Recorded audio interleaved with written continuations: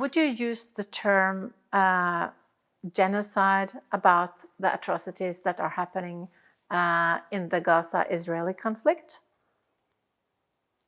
We don't know how the International Court of Justice is going to rule on South Africa's case against Israel about the Genocide Convention.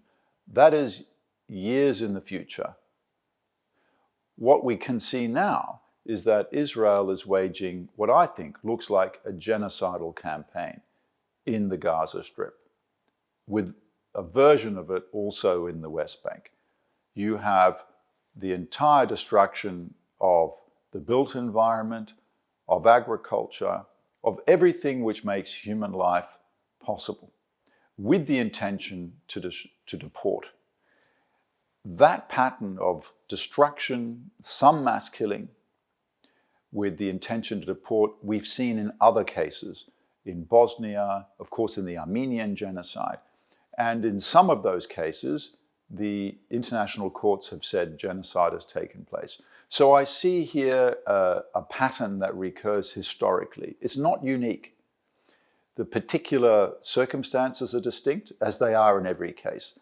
But the pattern of destruction combined with the intent to displace and then occupy the territory and settle it with your own people is a common one in world history. And we could call it genocidal warfare. It's the intention to destroy one society and replace it with another. Besides genocide, what other concepts based in international law and the Roma statutes have been applied by legal bodies in the Gaza conflict? So Martin Shaw, the genocide scholar, thinks and categorizes that the Hamas incursion into southern Israel was genocidal. There are scholars who disagree and say this was an act of terrorism.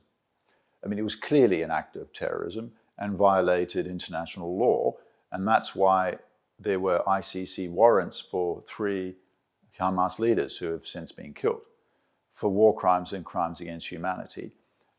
Clearly, outrages took place against Israeli and other civilians on the 7th of October, and it's quite right that the International Criminal Court seeks to prosecute those responsible.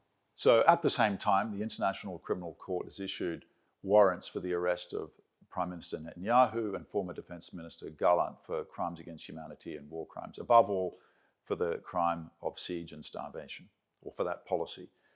I think it's important that international law be respected and that those warrants be respected by countries which support the International Criminal Court. Unfortunately, not all states of the United Nations have done so. There needs to be consistency on this matter, and what we're seeing in this conflict is that multiple international crimes have been alleged, and people can see that they've been committed, and that international justice should be done and be seen to be done.